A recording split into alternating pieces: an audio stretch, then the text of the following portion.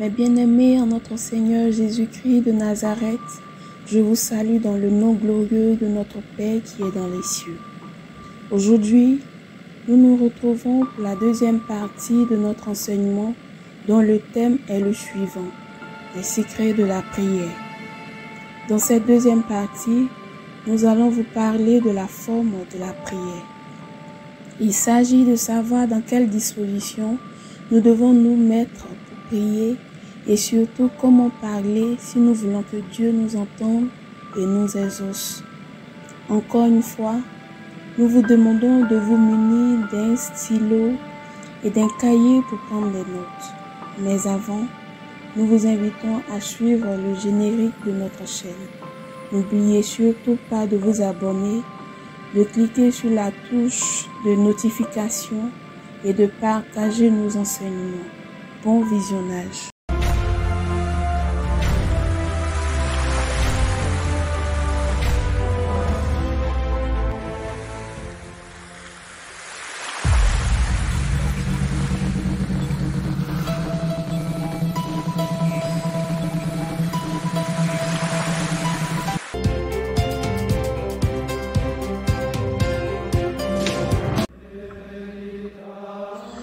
Mais s'il te plaît, papa, je veux savoir, est-ce que pour prier, je suis obligé de me mettre à genoux? Je demande cela parce que toutes les personnes que nous voyons prier, et chaque fois que nous prions, nous nous mettons à genoux.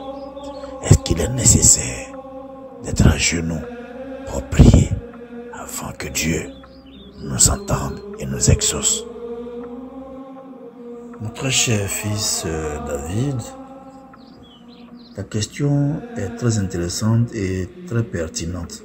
Très pertinente.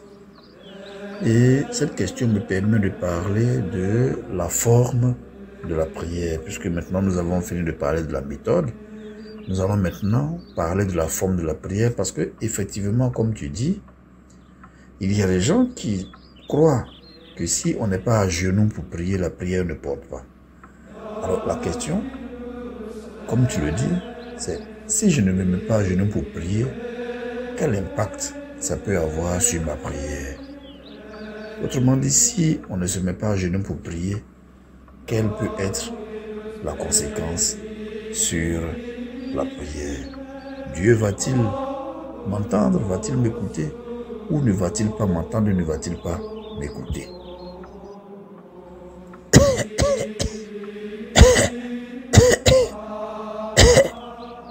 Pardon, papa. Excuse-moi. Je t'écoute. Allez, David, c'est pas grave. Allez, je t'en prie. Ça va, si ça va, on peut continuer. Hein, t'inquiète. Allez. Sur ce point, mon très cher fils David, il faut déjà savoir que se mettre à genoux pour prier, c'est une bonne chose. C'est une très bonne chose même. Parce que, comme je l'ai dit tout à l'heure, prier, c'est développer un dialogue avec son Dieu. Et dans ce dialogue-là, c'est bien si tu montres une attitude de respect vis-à-vis de Dieu, une attitude de condescendance. Tu vois, c'est un peu comme parler à ton père. Si tu vas parler à ton père et que tu lui montres du respect en te mettant à genoux, ça va lui plaire et il comprendra le respect que tu as pour lui et il sera plus disposé à t'écouter. Mais si par contre, tu viens devant ton père et que tu prends une attitude, tu adoptes une attitude qui est irrespectueuse, il est évident que ton père ne va pas t'écouter, il ne va pas t'accorder l'attention qu'il faut. Donc déjà se mettre à genoux, c'est un signe de respect et ça permet au père de savoir que tu peux avoir toute son attention et que tu le respectes. Tout père, quel qu'il soit, aime le fils qui le respecte et il lui accorde son attention. Il accorde son attention à ce fils respectueux. Parce qu'aucun père ne peut accorder assez d'attention à un fils rebelle ou qui a de très mauvaises manières. Mais alors la question que cela va poser est la suivante. Quelle va être la situation, à ton avis, d'une personne qui n'a pas de genoux? Je répète, à votre avis, à tous les deux, et surtout à toi David qui pose la question, quelle va être la situation d'une personne qui n'a pas de genoux? Alors, je prends l'hypothèse de quelqu'un qui a été victime d'un accident et à la suite de cet accident-là, on l'a amputé des deux jambes. Et l'amputation s'est faite jusqu'au niveau des cuisses. Donc celui-là n'a pas de genoux. On lui a coupé les deux pieds au niveau des cuisses et il n'a pas de genoux. Alors, puisqu'on me dit que pour prier, je suis obligé de me mettre à genoux et que celui-là n'a pas de genoux, a-t-il le droit de parler à son père? Évidemment, la situation que je décris est une scène tragique, mais il ne faut pas vous tromper, il y a des gens qui sont comme ça effectivement dans le monde. Il y a des personnes comme ça qui sont nées sans les jambes, il y en a qui ont été amputés jusqu'au niveau des cuisses, ces gens n'ont pas de genoux. La question alors que moi je pose, celui qui a traversé une situation aussi difficile et qui se retrouve sans genoux, peut-il prier? Autrement dit, la personne qui n'a pas de genoux a-t-elle le droit de prier et sera-t-elle entendue? Si cette personne-là doit prier alors qu'elle n'a pas de genoux et que pour prier on doit se mettre à genoux, comment cette personne va s'arranger pour prier puisqu'elle n'a pas de genoux? Autrement dit, est-ce que le genou est une condition pour parler à Dieu, pour être entendu? Voilà le problème que moi je pose. Bon, il est bien évident que je crois que c'est vraiment absurde de dire cela. Non, je ne pense pas qu'on puisse dire qu'une personne qui n'a pas de genou n'a pas le droit de s'adresser à son père.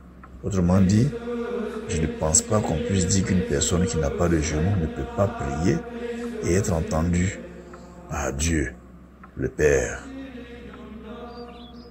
Cela revient à dire que se mettre à genoux pour prier n'est pas forcément une condition pour être entendu ou être exaucé dans sa prière.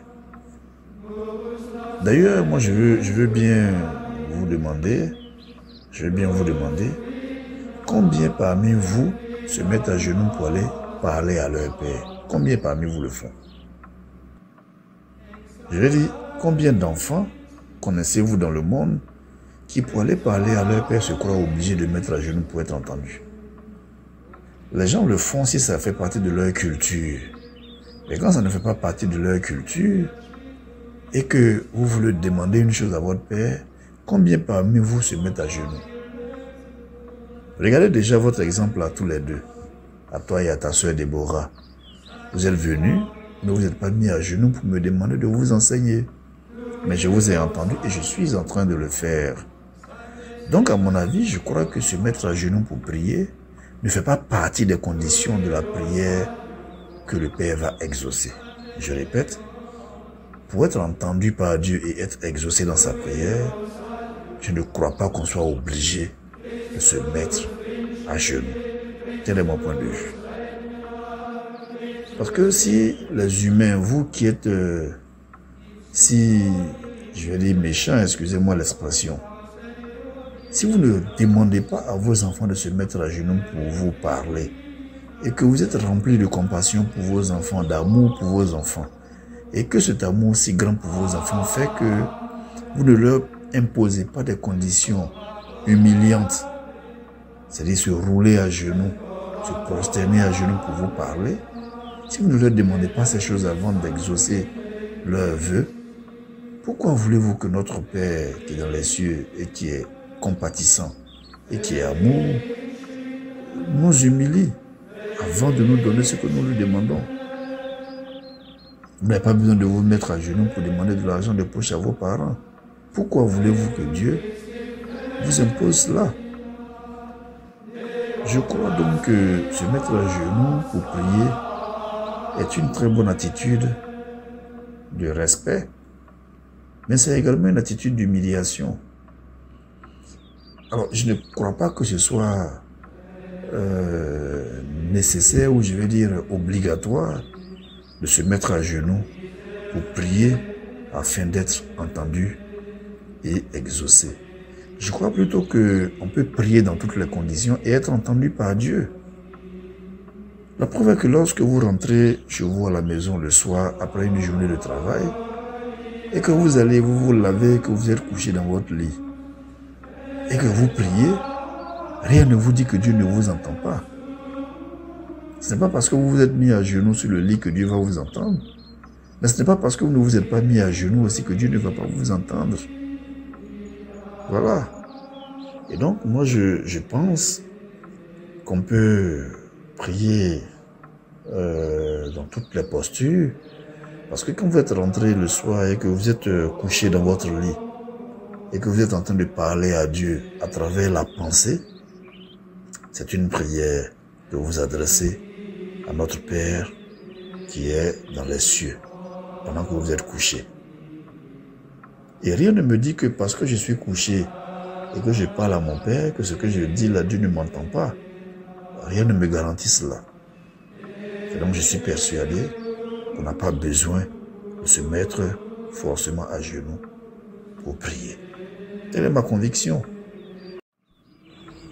Mais papa, pourquoi certaines personnes prient en criant alors que d'autres personnes prient dans le silence? Je veux savoir, entre celui qui crie pour être sûr que Dieu va l'entendre et celui qui prie dans le silence, lequel des deux est réellement entendu par Dieu? Merci ma fille, ma très chère fille Déborah, merci. Mais tu sais, sur ce point, les uns et les autres ont leur point de vue. Et je respecte le point de vue de tout le monde. Mais en fait, que dit la Bible sur ce point justement? Que dit la Bible? Mais ma très chère fille, dans l'évangile tel que présenté par Matthieu, au chapitre 6, verset 6, notre Seigneur Jésus-Christ de Nazareth a répondu à cette question. Il dit, lorsque vous priez, ne soyez pas comme les hypocrites qui aiment à prier debout dans les synagogues et au coin des rues pour être vus des hommes. Je vous le dis en vérité, ils reçoivent leur récompense. Mais quand tu pries, entre dans ta chambre, ferme ta porte et prie ton Père qui est là dans le lieu secret. Et ton Père qui envoie, et ton Père qui voit dans le secret, te le rendra. Voilà ce que notre Seigneur Jésus-Christ nous dit sur la question, dans le texte de Matthieu chapitre 6, verset 6. Alors, c'est donc clair qu'on n'a pas besoin de faire de grand bruit quand on prie. Vraiment, pas du tout. Si on s'en tient à ce que le texte nous dit ici. D'ailleurs, combien de personnes, encore une fois je vais le dire, combien de personnes vont s'arrêter devant leur Père et lui présentent une doléance en criant. Si vous arrivez devant votre Père pour lui présenter votre doléance et que vous vous mettez à crier, à faire du tapage, à faire du bruit, vous devenez un enfant insolent. Et il est évident que votre Père ne vous écoutera pas. Alors, vous qui êtes des humains, si vous ne parlez pas à vos pères en faisant d'énormes bruits et en criant dans leurs oreilles, pourquoi voulez-vous que Dieu qui a créé vos pères accepte que vous veniez lui parler en criant et en faisant du bruit? En réalité, mes très chers enfants, Si vous devez prier, que vous commencez à crier, à faire du bruit, à faire du tapage, vous devenez des chrétiens insolents et rebelles à Dieu. Un jour, je vous donnerai un enseignement sur le thème comment parler à Dieu. Et vous verrez bien que dans cet enseignement, que pour parler à Dieu, on n'a pas besoin de crier, de faire du bruit, de taper des tambours et tout ça. Donc, on n'a pas besoin de tout cela pour parler à Dieu.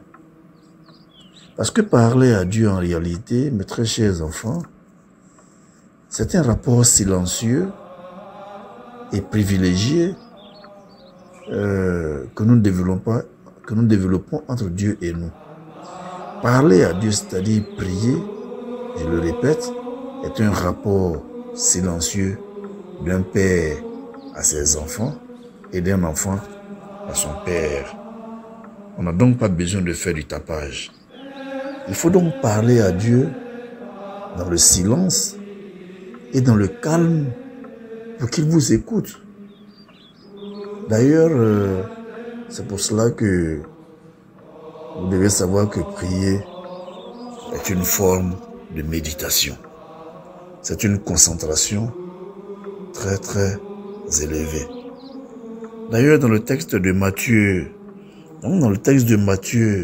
chapitre 6, verset 6, notre Seigneur Jésus-Christ de Nazareth vous dit que pour prier, il faut rentrer dans le secret et que votre Père qui est dans le secret vous entend parfaitement. Mais qu'est-ce que tout cela peut bien vouloir dire? Quand dans le texte on te dit, si tu veux prier, entre dans ta chambre, ferme ta porte et prie ton Père qui est là dans le secret. On ne te demande donc pas d'aller faire du bruit.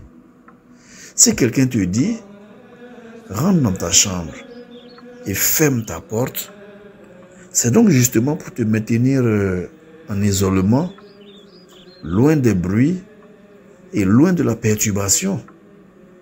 Donc si vous voulez plutôt, c'est contraire à la volonté du Christ que vous allez crier parce que lui il vous demande de vous maintenir dans l'isolement, loin justement des bruits.